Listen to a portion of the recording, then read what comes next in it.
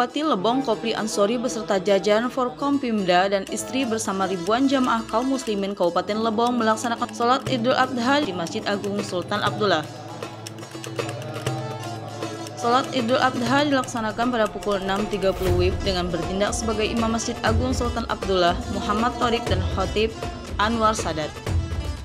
Dalam kesempatan itu, Bupati Kopri Ansori mengucapkan selamat Hari Raya bagi seluruh umat muslim di seluruh Indonesia, khususnya masyarakat Kabupaten Lebong. Selamat Hari Raya Idul Adha, minal aidin wal faizin, mohon maaf lahir dan batin.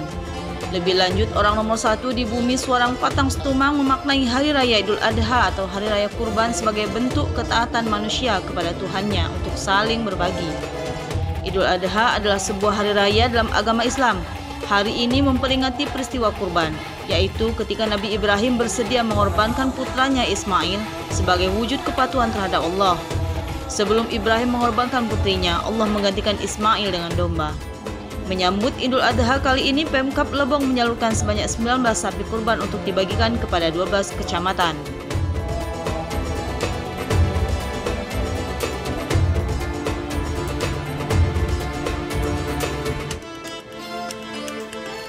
Tim Lebong TV melaporkan.